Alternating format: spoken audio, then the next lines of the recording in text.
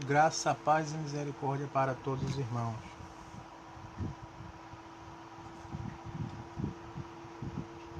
Quero desejar aí uma boa madrugada a todos e profetizando também um bom dia e uma boa tarde, né? A partir de amanhã. Nós vamos fazer uma breve leitura aqui de uma mensagem que fala sobre uma grande revelação do livro da Revelação, o Apocalipse, né? E detalhe importante é que a nossa fanpage, o nome é Apocalipse Apostólico, assim como o nosso grupo no WhatsApp, nosso grupo no Telegram, nosso canal no Telegram e também nosso YouTube. Vai se chamar assim. Todos os outros já têm o mesmo nome, já existem, né? O YouTube já existe, mas com outro nome. E eu quero que vocês peguem as escrituras sagradas, abra no capítulo 7 do livro da Revelação.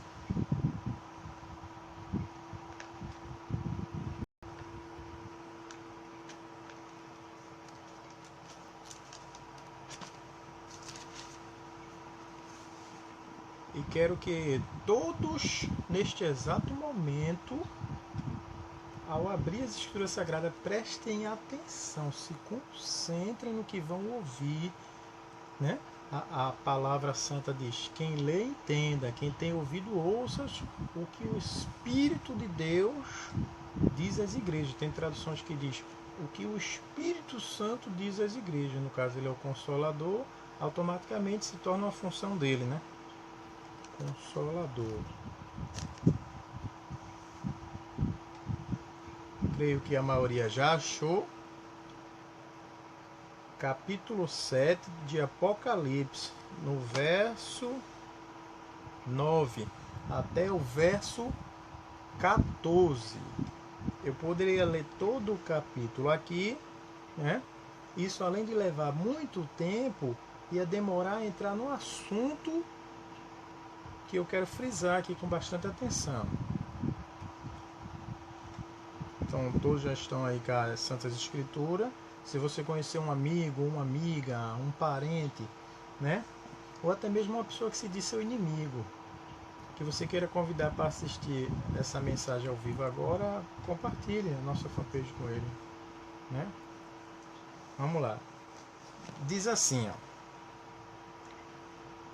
depois destas coisas, olhei, e eis aqui uma multidão, a qual ninguém podia contar, de todas as nações e tribos e povos e línguas, que estavam diante do trono e perante o Cordeiro, trajando vestes brancas e com palmas nas suas mãos, e clamavam com grande voz, dizendo: salvação ao nosso Deus, que está assentado no trono, e ao Cordeiro.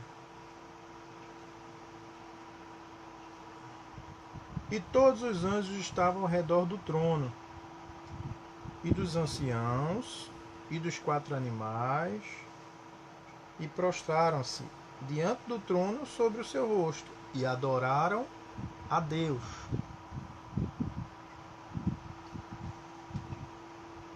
dizendo: Amém, louvor e glória e sabedoria e ações de graças e honra e poder e força ao nosso Deus para todo sempre. Amém.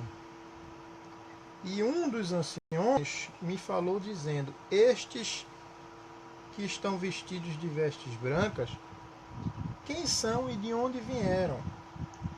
Verso 14. E eu disse-lhe: Senhor, tu sabes. E ele disse-me: estes são os que vieram de grande tribulação. Lavaram as suas vestes e as branquearam no sangue do Cordeiro. A gente acabou de fazer a leitura de maneira bem concentrada, de maneira bem explicada, para que todos possam entender, para que todos possam saber de que o assunto se trata, de que esta revelação participa. Como todos já sabem, o livro do Apocalipse, ou em muitas igrejas o livro da revelação, que é isso que significa, Apocalipse, revelação, revelado, visível, mostrado, descoberto, achado, encontrado, compartilhado, publicado, entendeu? Curtido. Revelação, Apocalipse. Foi escrito pelo apóstolo conhecido como o apóstolo muito amado, né, que não só existia ele, como eu digo na maioria das mensagens. Pedro também era apóstolo muito amado. Tiago também era apóstolo muito amado. Judas, aquele que entregou Cristo, também é apóstolo muito amado. Mas quem pegou a fama de apóstolo muito amado, principalmente, foi João. Ou seja, foi Teófilo. Por que Teófilo? Porque ele era tido pelos outros apóstolos como sábio, apesar da sua pouca idade, apesar da sua pouca experiência, né? Inclusive o médico da nova da Escritura Sagrada, da nova aliança, do Evangelho, dos livros que veio logo após a morte de Cristo, Lucas, o doutor, chama o apóstolo João de Teófilo. Inclusive quem escreveu o livro de Lucas e o livro de Atos dos Apóstolos foi o próprio Lucas. Então, ele além de médico, ele também, provavelmente, com certeza, era escritor e tradutor. Não é à toa que ele não só escreveu os livros dele, as cartas deles, mas também escreveu e traduziu para os demais apóstolos que pediam a sua, vamos dizer assim, a sua cooperação, a sua colaboração, que de fato todos nós temos que ter. Você viu aqui que na leitura do capítulo 7 fala da grande tribulação. Fala dos remidos, ungidos, dos selados, dos escolhidos, seja qual for o título. E você vê que aqui é uma passagem muito profunda, misteriosa, porque as pessoas geralmente querem pregar o que ouvem por aí. Querem pregar o que elas acham que é certo ou o que elas acham que está escrito. Muita gente fala do arrebatamento, o grande arrebatamento. Muita gente fala do arrebatamento, mas esquecem que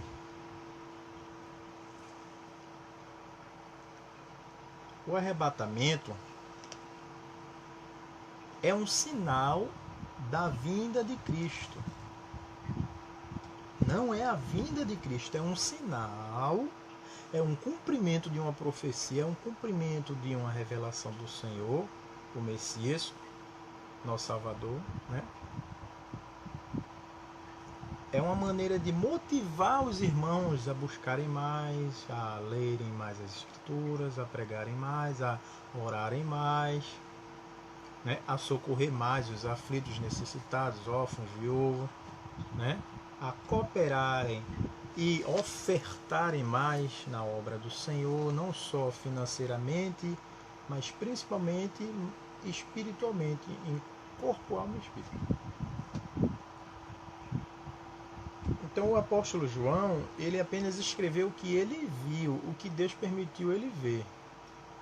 João, quando foi levado aos céus, arrebatado, ele teve a companhia de um ancião, e esse ancião explicava a João o significado das visões, das trombetas, dos sinais, dos acontecimentos que estava por vir, que consequentemente não tem como ser evitado.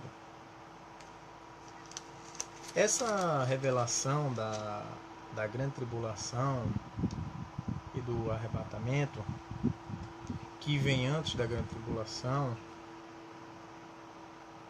ela é através de um toque de uma das trombetas, né? E no caso, essa revelação aqui, ela é, como diz no capítulo 6, ela é contada a partir do toque da sexta trombeta, se eu não me engano. Depois você lê aí com atenção e confirma, né, o que eu estou dizendo. Então, João está dizendo o quê? Depois destas coisas. Não foi antes, nem foi durante. Entendeu? Foi depois destas coisas. Ou seja, vai haver o arrebatamento. Muitos vão ser levados, outros não. E quem ficar já sabe. Perseguição, sofrimento, angústia, desespero, discórdia, desgraça, fome, miséria, perdas, idolatria, feitiçaria,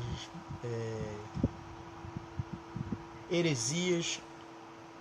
Vai haver, já existe hoje, vai existir mais apóstatas da fé, né? As pessoas vão se apostatar da fé, da palavra de Deus também. As pessoas vão deixar de seguir a palavra de Deus para fazer o que já estão fazendo, seguir a palavra dos homens. Então, muitas pessoas debatem, outros até criam intrigas, deixam de se falar, levam para o lado pessoal, porque uns não concordam referente a determinados ensinamentos, determinadas pregações, revelações que são dadas em determinadas comunidades, congregações, né? Salões, por aí vai. Mas se você ler o que eu agora nesse exato momento estou passando para você, é o que realmente está escrito e é o que realmente vai acontecer. A grande tribulação ela vem depois do arrebatamento. Então o que que acontece? Muitos dizem que não haverá mais salvação depois do arrebatamento. Quem ficou já era. Quem ficou está perdido, já está condenado ao inferno. Mas não é bem assim que está escrito. Não é bem isso que a palavra diz, não. Não foi isso que João revelou, nem escreveu, não. Ele revelou a João. João entregou o rolo. Então, o que acontece é que as pessoas estão pegando um costume viral, né? Se tornou uma mania de imitar os outros pregadores, imitar os outros cantores, imitar determinados líderes, guias, mestres, senhores, e passa a levar isso ao pé da letra a ponto de deixar de se guiar pela palavra, a ponto de deixar de se guiar pela fé verdadeira, ou seja, estão apostatando da fé, se tornaram verdadeiros hereges, verdadeiros cegos, porque tem olhos, mas não vê, né? Então um cego não pode guiar outro cego, porque os dois vai cair no abismo, os dois vão se prejudicar. Então o apóstolo João diz detalhadamente assim: olhei e eis aqui uma multidão. Ele não está dizendo umas, ele está dizendo uma, apenas uma multidão. O apóstolo João olhou e viu, feito eu estou olhando para você através dessa câmera agora, a qual ninguém podia contar. Ou seja, dá a entender que é impossível humanamente contar essa multidão. Você chega à conclusão que de que só Deus para contar essa multidão. De todas as nações, Brasil, Argentina, Paraguai, Uruguai, Chile, Venezuela, Colômbia, Estados Unidos, Coreia do Norte, Coreia do Sul, China e por aí vai. Não para. Todas as nações, o que você imaginar de nação. Só que tem lugar que não é nação, é tribo. E tribos, ou seja, índios, quilombos, né? Por aí vai. Pessoas que vivem isoladas da tecnologia, que vivem isoladas do mundo moderno. E povos, né? Ou seja, às vezes não é uma nação, não é uma tribo, mas é um grupo de pessoas que se tornou um povo, porque professam do mesmo idioma e dos mesmos costumes.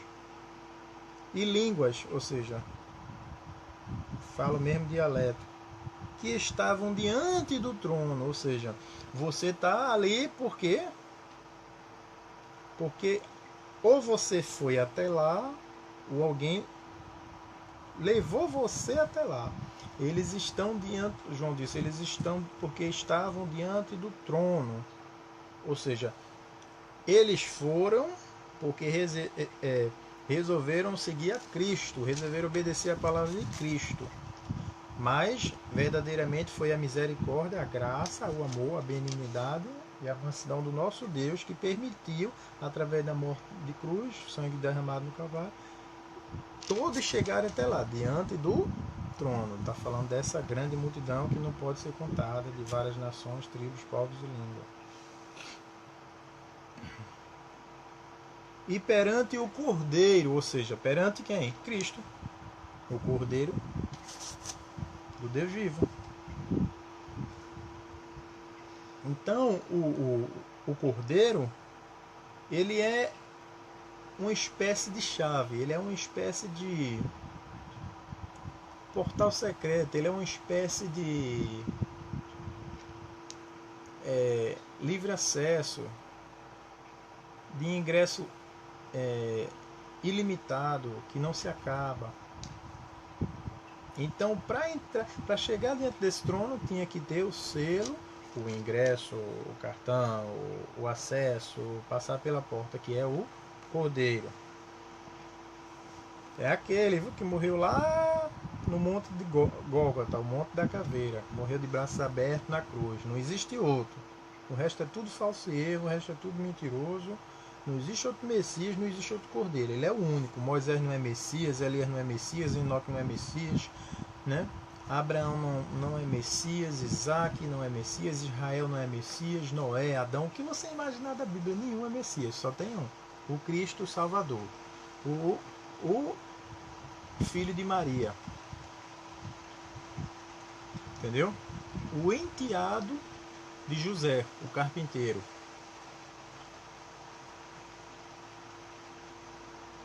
Trajando vestes brancas, não como essa branca que eu estou aqui, branca de maneira inexplicável, vestes brancas e com palmas nas suas mãos, aqueles galinhos de palmeiras, né?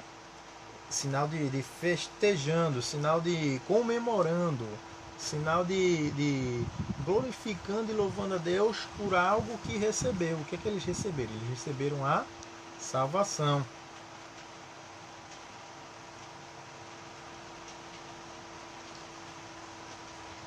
E clamavam com grande voz, dizendo: salvação ao nosso Deus que está assentado no trono e ao Cordeiro. Ou seja, o nosso Deus é o Cordeiro? Não. O nosso Deus está assentado aonde? Diz a palavra, no trono.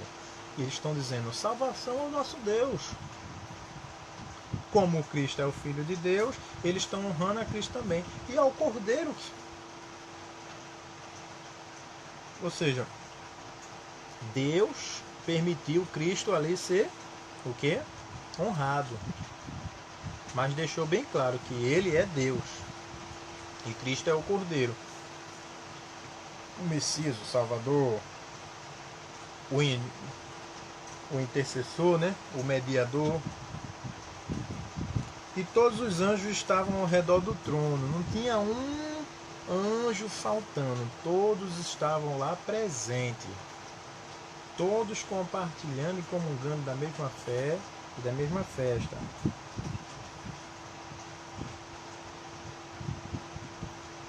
E clamavam... cadê? e dos anciãos e dos 4 animais, e prostraram-se diante do trono sobre o seu rosto e adoraram a Deus. Os anjos, os anciãos, os 4 seres viventes, que são conhecidos como os 4 animais celestes, né? Todos se prostraram juntamente com essa grande multidão que lá estava, de várias nações, tribos, povos e línguas, e adoraram a Deus, não adoraram o Cordeiro.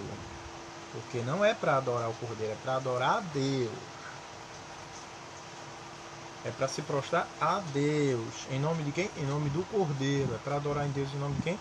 Em nome do Cordeiro. É para pedir a Deus em nome de quem? Em nome do Cordeiro. É para agradecer em nome de quem? Em nome do Cordeiro. É para pedir perdão em nome do Cordeiro. Você pede perdão a Deus. Ou seja, Deus, ponto principal, é o líder supremo, o rei supremo, o mestre supremo, Senhor dos senhores, Rei dos reis e ao mesmo tempo nosso Pai.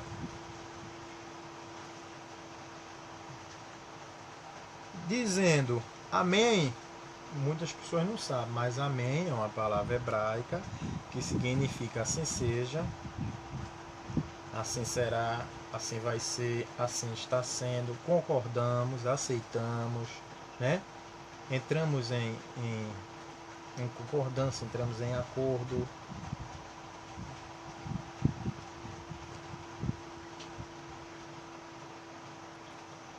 Louvor e glória e sabedoria e ações de graças e honra e poder e força ao nosso Deus para todo sempre. Ou seja, estavam glorificando, adorando, exaltando ao único Deus verdadeiro. Nós não temos 5 deuses, nós não temos 6, 7, 9, 8, 4, 3, 2, nós temos apenas um Deus. Nossa fé, ela chega ao seu clímax aí.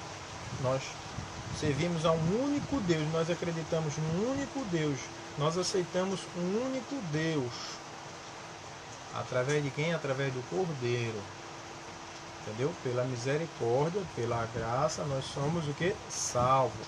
E por meio da fé. Sem fé é impossível agradar a Deus. E a fé sem as obras é morta.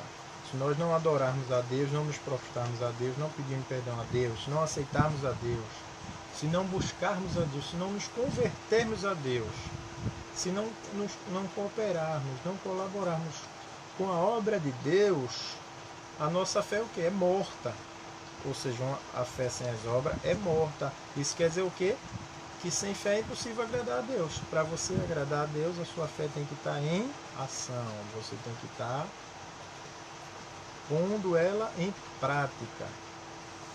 Em nome do Cordeiro. Para a glória de Deus. Né? Se for lá em Israel, eles falam Yahweh, né? Ou Yahweh. Quando se refere ao Cordeiro, lá em Israel, eles não falam Jesus Cristo, eles falam Yahushua ou Yahushua. Yahu herdou do Pai, né?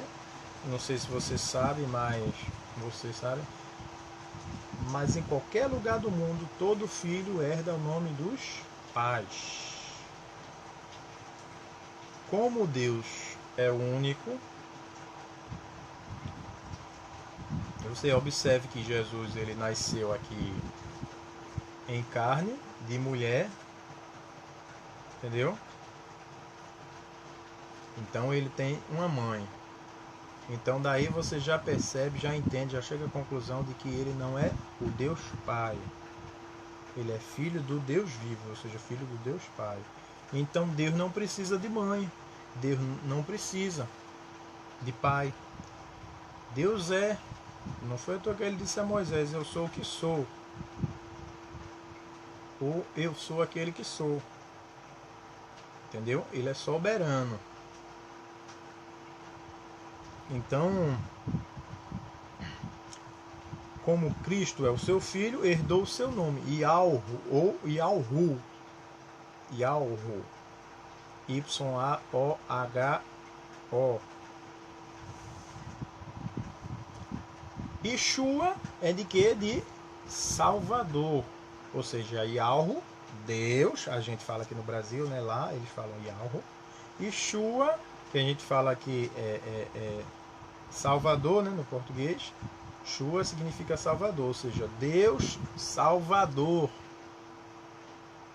Deus Salvador, Deus que salva.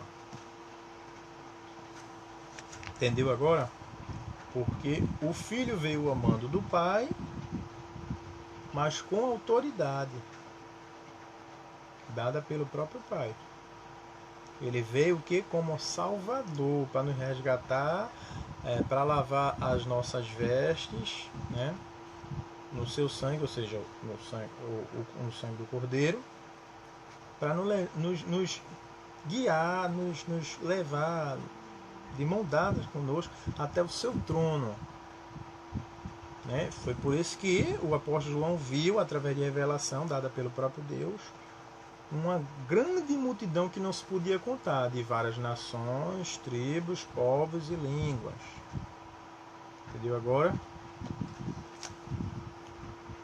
O Salvador, ou seja, o Deus Salvador, ou seja, Deus enviou seu Filho como Salvador, seu Filho veio com autoridade pelo Pai, entendeu? E usou essa autoridade, usou esse, vamos dizer assim, essa carta branca, essa canetada, esse ofício, essa intimação de Deus Salvador.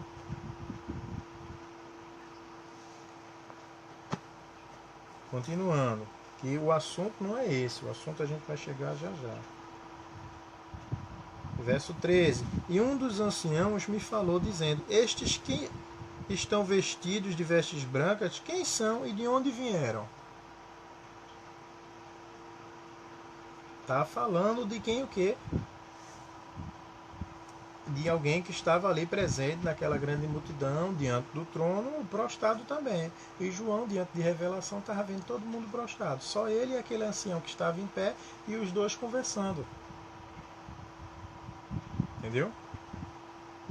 Por isso que ele disse a João: vem e escreve as coisas que eu te mostrarei, que em breve hão de acontecer. Você vê que teve coisas que foi revelado a João, João escreveu, aconteceu naquela mesma época. E tem coisas que estão acontecendo agora, hoje, nesse exato momento. Tem coisas que vai acontecer amanhã. Mesma coisa quando você recebe uma profecia, uma revelação, uma visão de Deus, uma palavra. Algumas vão acontecer rápido, outras na mesma hora, e outras vão demorar para acontecer, que não demora, né? O tempo de Deus não demora, né? O tempo certo. E o verso 14. E eu disse-lhe: Senhor, tu sabes, ou seja, João disse, o apóstolo João disse para o ancião, né? E o ancião disse para João. E ele disse-me, João falou, né?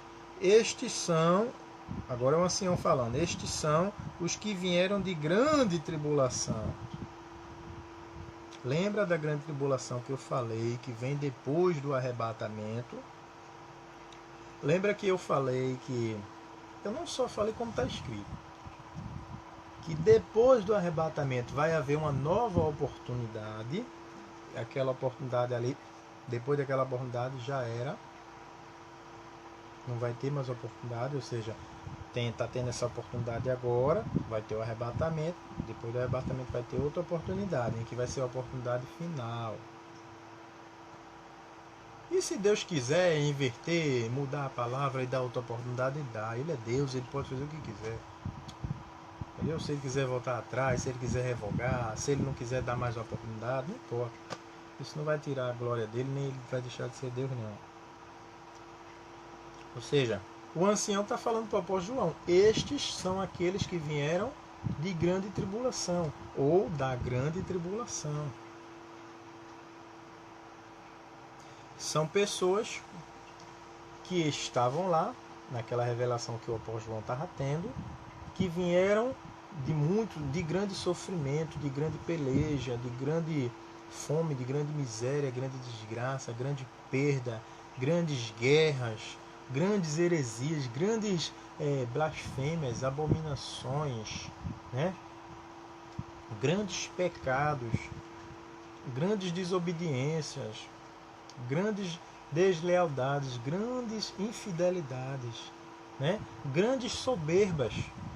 Tem muitos aí soberbo, achando que é ele que faz o milagre, que a palavra é dele, mas é Deus que faz o milagre, a palavra é de Deus. Ou seja, é Yahweh que faz o milagre, a palavra é de Yahweh. Entendeu?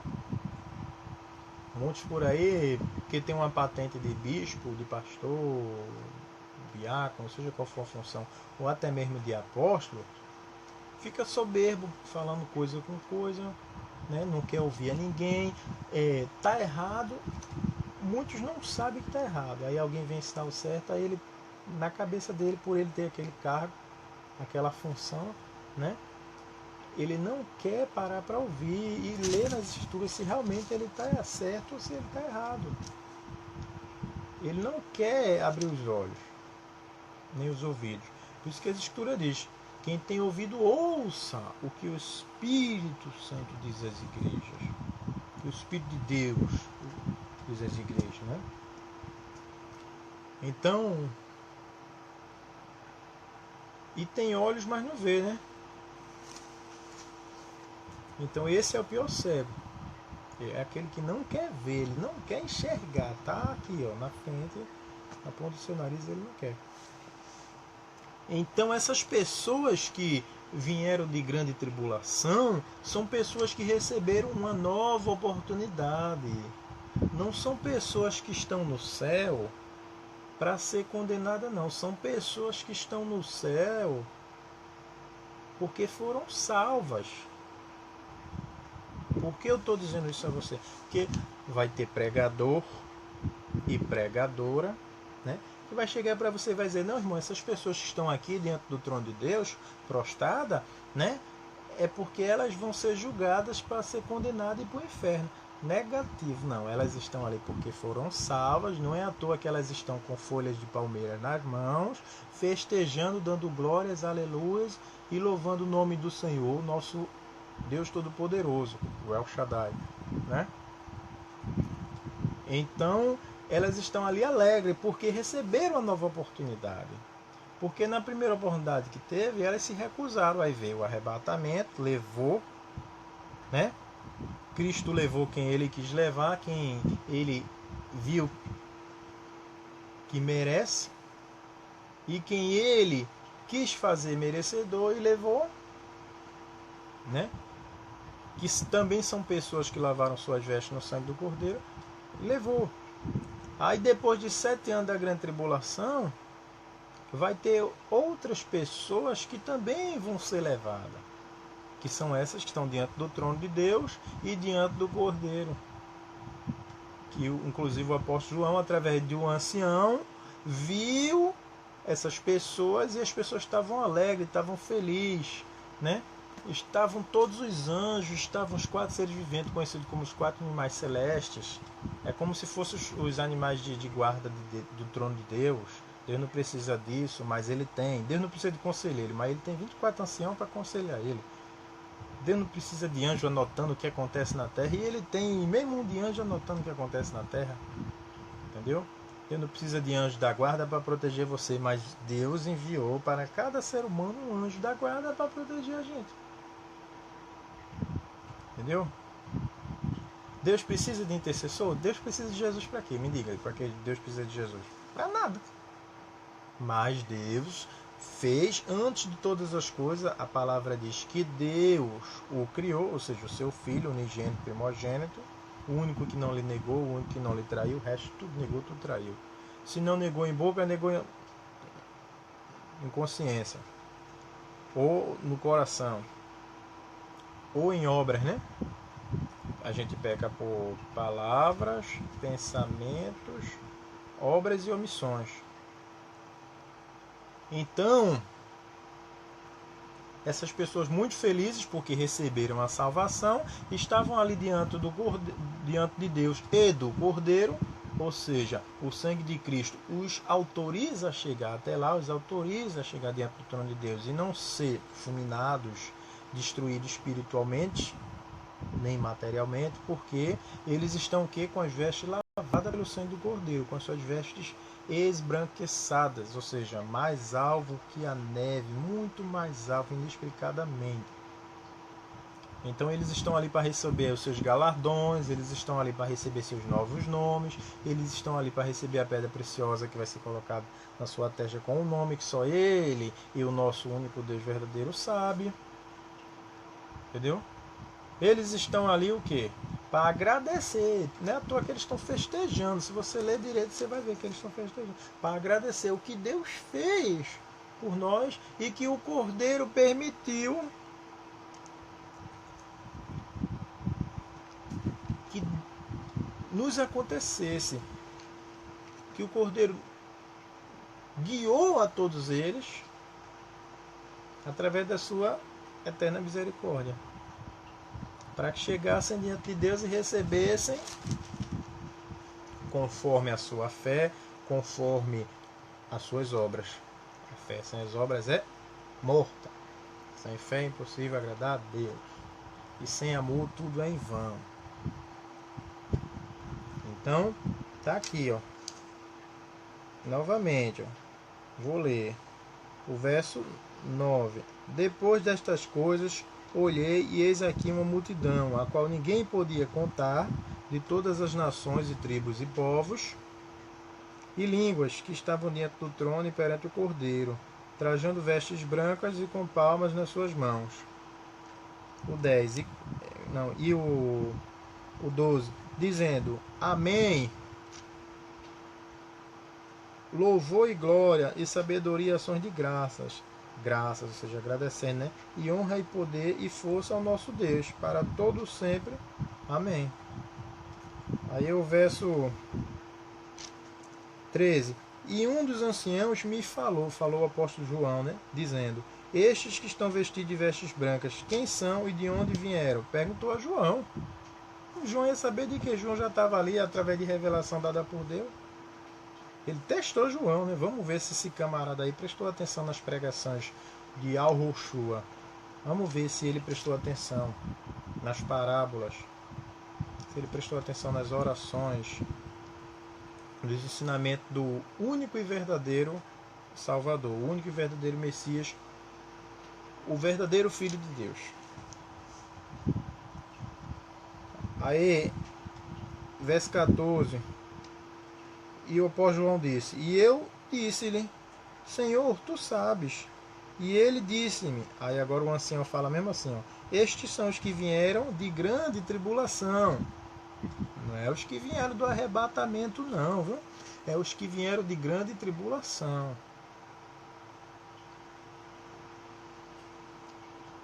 Aleluias. Glórias ao santo nome do Senhor. Lavaram as suas vestes e as branquearam no sangue do Cordeiro. Verso 15.